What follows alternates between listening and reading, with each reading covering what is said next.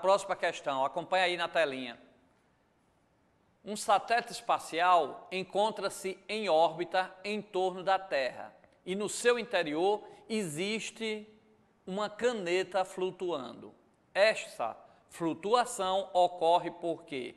Então aí tem um satélite espacial, ele está em órbita da Terra e no seu interior existe uma caneta que ele soltando, ela está flutuando, ela não cai. Então cuidado com isso aí, que muitos dizem que é porque não tem a gravidade, não tem a ação da gravidade, por isso que no espaço a caneta está flutuando, mas na verdade não é isso. É porque ela está em queda livre, tanto ela como o satélite. Para cá, para cá, para cá, os dois estão em queda livre, tá? E a Terra mantém, aquela órbita quem mantém a órbita do satélite é a força de atração da Terra. Lembre-se de força em movimento circular. Para algo ficar em movimento circular é necessário que exista uma força. Por exemplo, se você pegar uma corda, amarrar uma pedra e começar a girar, se você soltar a corda, a pedra não fica girando sozinha, ela vai embora. Então, todo movimento circular tem que existir uma força. Então, nesse caso, se o satélite está flutuando, como a Lua, que é um satélite natural, existe satélite artificial de comunicação que está girando em torno da Terra. A Lua é um satélite natural da Terra, ela gira em torno da Terra. E por que ela não vai embora? Porque a Terra atrai ela com a força centrípeta, a força da gravitação, que vocês viram a força lá, que a gente viu no problema anterior da lei de Newton, a massa da Terra vezes a massa da Lua dividido pela distância ao quadrado. Então essa força, se a Lua está no movimento circular, nós não temos uma corda ligando a Lua à Terra, mas nós temos a força de atração gravitacional, F, que atrai, que nós sabemos que hoje, que na verdade é devido à curvatura que a Terra faz no espaço, que a Lua fica girando. Não existe essa força, tá certo? Pela lei de Newton existia, né? Pelo universo de Einstein não, é uma curvatura. A Terra faz a curvatura no espaço e a Lua fica girando naquela curva ali, ok? Ou seja, em termos clássicos existe uma força chamada força centrípeta. Então se a caneta está dentro da nave, a nave também está sendo puxada, a caneta também está sendo puxada por essa força centrípeta. Então, na verdade, ela fica flutuando porque os dois estão em queda livre. Só que devido à velocidade que a Lua tem, ela não cai. Se parasse a Lua, podia haver essa força aí de atração. Mas como ela tem uma certa velocidade, ela continua o movimento. Então, volta aí a questão, vamos novamente ler a questão. Um satélite espacial encontra-se em órbita em torno da Terra e no seu interior existe uma caneta flutuando. Essa flutuação ocorre porque, então, resposta letra A, olha aí direitinho, ó, ambos, o satélite espacial e a caneta encontram-se em queda livre. Então, se ele está em órbita em torno da Terra, tá? Se a caneta está flutuando, lembre-se, muita gente pode pensar, professor Luiz Carlos, não existe força-peso na caneta, porque ela está flutuando. Perdão. Professor Luiz Carlos, não existe força na caneta porque ela está flutuando. Não, a força da gravidade existe. O que acontece é que eles estão em órbita com uma certa velocidade e a Terra atrai. Se não atraísse, o satélite ia-se embora para o espaço. Então, existe a força gravitacional e ela fica flutuando, resposta letra A, porque tanto o satélite como a caneta encontram-se em queda livre. Ela não cai ao nosso encontro da Terra, porque a velocidade que ela tem horizontal mantém aquele movimento, ok? Como nós explicamos aqui em aula passada, nessa parte de força em movimento circular. Mais uma questãozinha de gravitação universal, acompanha aí, ó. Imagine que desapareça repentinamente a força de gravitação entre a Terra e o Sol e que seja desprezível a força de atração de qualquer outro astro sobre ela. Então a Terra, olha só, vamos como lá no Enem, no vestibular, qualquer concurso você tem que ler a questão, tá? Mais uma vez. Então vamos lá. Imagine que desapareça repentinamente a força de gravitação entre a Terra e o Sol e que seja desprezível a força de atração de qualquer outro astro sobre ela. Então a Terra, ora, para cá, para cá, para cá, eu acabei de dizer, se a Lua gira ao redor da Terra e a Terra atrai ela com a força gravitacional, através da física clássica de Newton, tá? Se a Terra gira ao redor do Sol, e nós vimos que esse movimento é uma elipse, né? Nós vimos aqui nas questões no início da aula. Então, se de repente desaparecesse, não ia ter mais aquela força de atração entre o Sol e a Terra para manter ela em movimento circular. Então, se desaparecesse, a Terra continuava em linha reta, que não ia mais ter a força centrípeta, não ia mais ter a força do Sol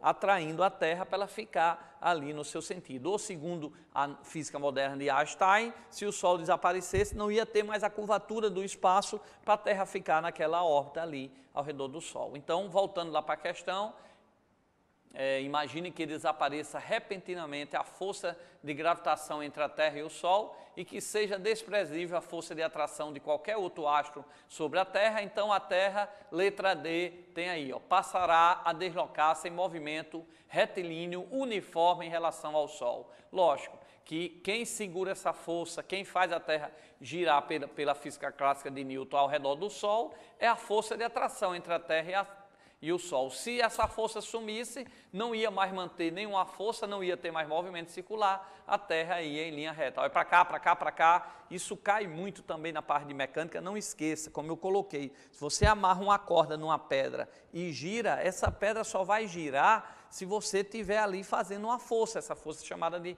força centrípeta, que nesse caso aí vai ser a tração na corda, né? Se você estiver num plano horizontal. Se for um carro fazendo uma curva no asfalto, como ele entrou em movimento circular, a força que vai ter ali, a força centrípeta, vai ser a força de atrito. Então, para ter o movimento circular, tem que ter uma força centrípeta. No caso da Terra girando ao redor do Sol, tem a força gravitacional que a Terra atrai o Sol. Se desaparecer essa força, a Terra não ia mais continuar em movimento circular, ela iria em linha reta, como o exercício perguntou, ok? Volta para a questão, então resposta, imagine que desapareça repentinamente a força de gravitação entre a Terra e o Sol e que seja desprezível a força de atração de qualquer outro corpo sobre ela, então a Terra, letra D, passará a deslocar-se em movimento retilíneo uniforme em relação ao Sol. Como eu acabei de explicar, quem segura o movimento, para ter um movimento circular, tem que ter a força centrípeta. Essa força centrípeta, nesse caso aí, é a força de atração entre o Sol e a Terra. Se ela deixa de existir, a Terra não fica em seu movimento uniforme, não fica mais em movimento circular, porque não tem mais força para segurar, ela vai em linha reta. Passará a deslocar-se em movimento retilíneo uniforme em relação ao Sol. Mais uma questãozinha aí de gravitação. Um satélite é colocado em órbita e fica estacionário sobre um ponto fixo do equador terrestre. O satélite se mantém em órbita por quê? Então, novamente fazendo a leitura. Um satélite é colocado em órbita e fica estacionário sobre um ponto fixo do equador terrestre.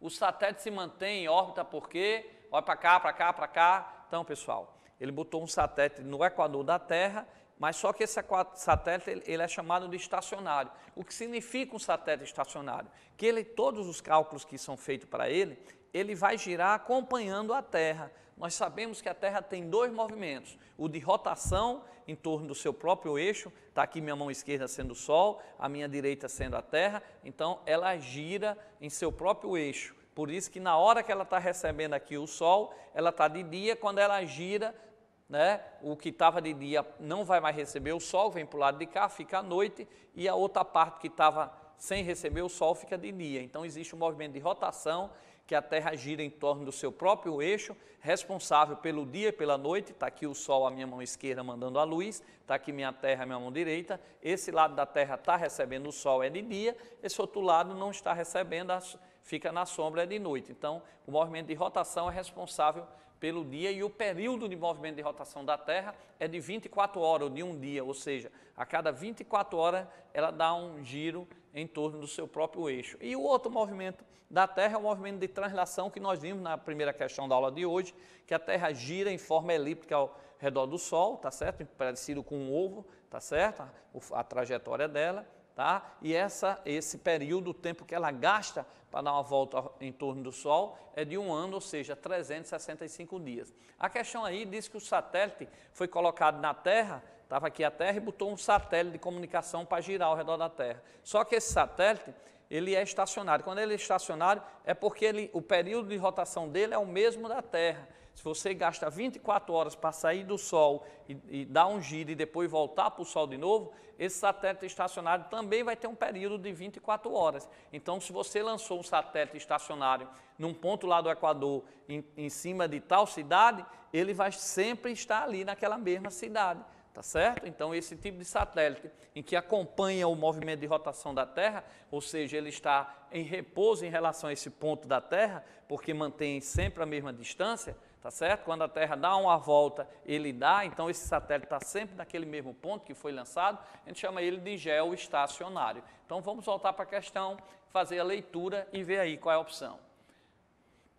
Um satélite é colocado em órbita e fica estacionário sobre um ponto fixo do equador terrestre. O satélite se mantém em órbita por quê? Então, nós acabamos de explicar. Se é um movimento circular, tem que haver uma força. Então, vamos lá para a letra D. Ó. A letra D. A força de atração da Terra é a força centrípeta, necessária para manter o satélite em órbita em torno do centro da Terra com um período de 24 horas. Isso, já que ele é geoestacionário, ele tem que ter o mesmo período de rotação da Terra, 24 horas. Então, vou reler a questão e vou para a resposta na letra D. Um satélite é colocado em órbita e fica estacionário sobre um ponto fixo do equador terrestre. O satélite se mantém em órbita por quê? Letra D. Como o satélite, ó, para cá, para cá, para cá, para cá, como o satélite está em órbita em torno da Terra, ele está em movimento circular, tá? Para existir o movimento circular, como eu disse, tem que ter uma força, como eu coloquei. Se eu amarrar uma pedra numa corda e girar, para ficar em movimento circular, eu tenho que ter aquela força. Se não tiver, a pedra sai reta. Então, se o satélite está em movimento circular, tem que ter uma força centrípeta. Nesse caso aí vai ser a atração da Terra sobre o satélite, ok? E lógico que se ele é estacionário, ele leva o mesmo tempo. Se a Terra dá uma volta em 24 horas, ele acompanha o mesmo período da Terra, por isso que está sempre no mesmo local em relação à Terra. Então, voltando para a questão, resposta à letra D.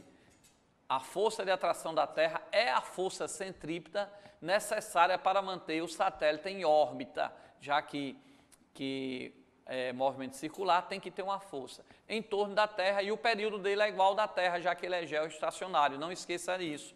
Toda vez que ele falar que o satélite está estacionário ou geoestacionário, é porque ele tem um período de 24 horas igual ao da Terra, ok? Para cá, para cá, para cá. Então, se o satélite está geoestacionário ou se o satélite está estacionário em relação à Terra, é porque o período de rotação dele é o mesmo da Terra, 24 horas. Beleza? Vamos para a nossa próxima questão de gravitação universal. Hoje aula comigo, o professor Luiz Carlos.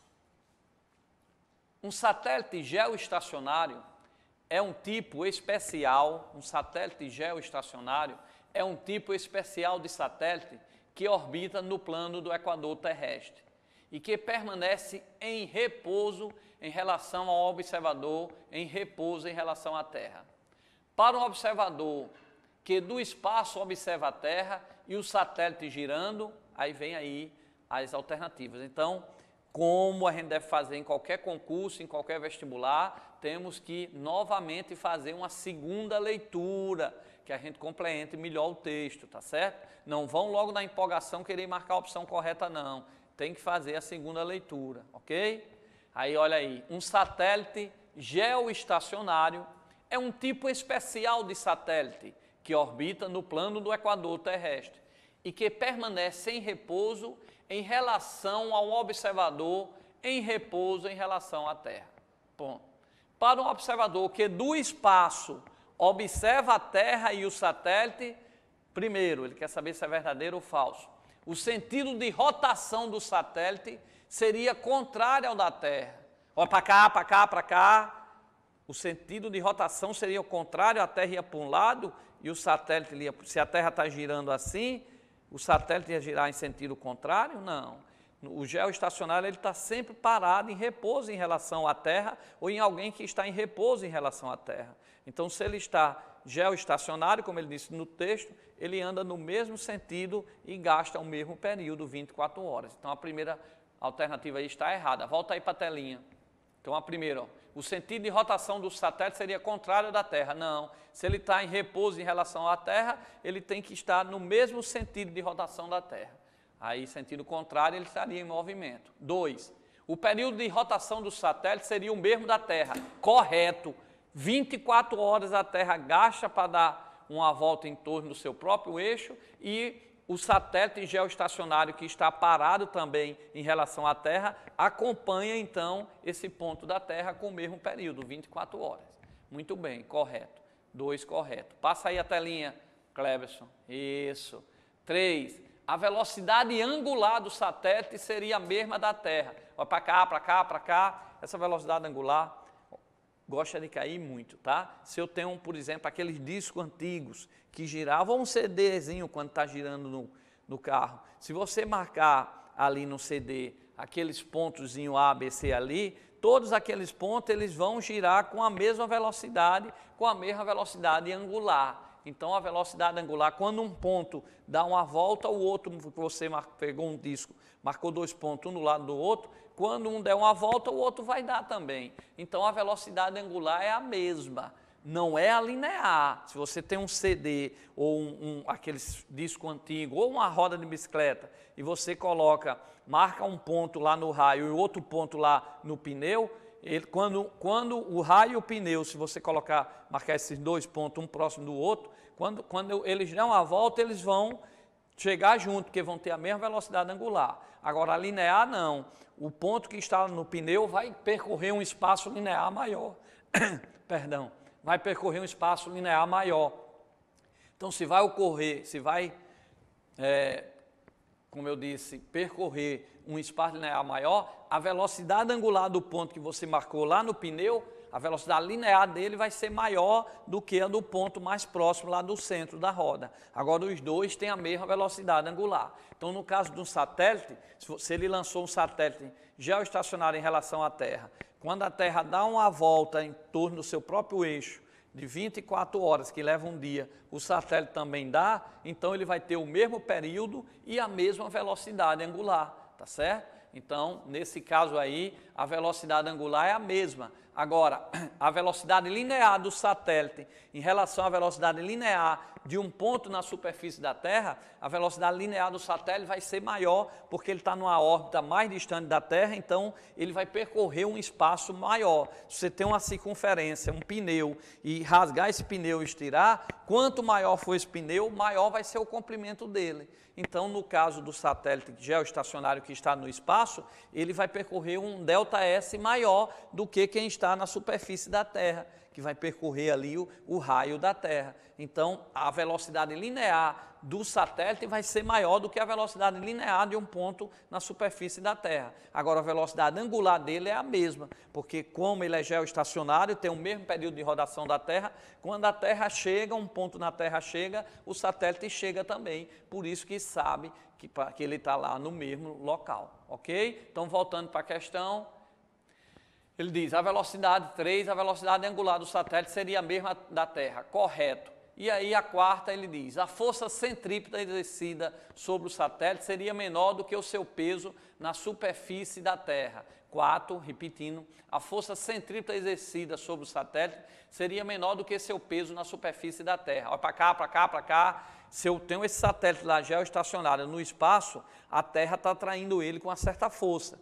Essa força é chamada força centrípeta, né? Porque no movimento circular só existe, como eu expliquei há pouco tempo, se existir uma força. Tá? Então, se esse satélite está lá no espaço, essa força centrípeta, que é a força de atração da Terra sobre o satélite, é uma, mas devido à distância que ele está, ela é menor do que se botar ele na superfície da Terra, como a questão colocou. Se botar ele na superfície da Terra, eu vou ter o peso dele. O peso dele, o seu peso, é a força gravitacional com que a Terra lhe atrai. Se o satélite está na superfície da Terra, eu multiplico aproximadamente por 9,8. Se ele está no espaço, esse G aí muda de valor devido à distância. Então, voltando à questão lá, ó, no 4, ele diz, a força centrípeta exercida sobre o satélite seria menor do que o seu peso na superfície da Terra. Correto, que na superfície da Terra, a força da Terra do satélite estava bem próximo, então ia ser maior do que a força que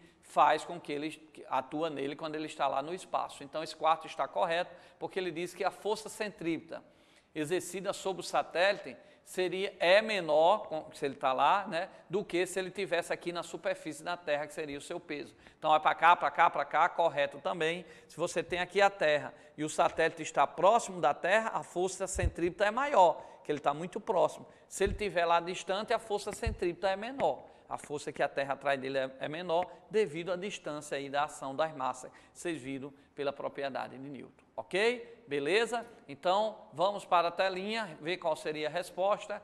Então, a resposta seria a letra D, 2, 3 e 4. Só voltando aí rapidinho, Clepson, para as opções. A1, o sentido de rotação do satélite seria contrário da Terra? Não.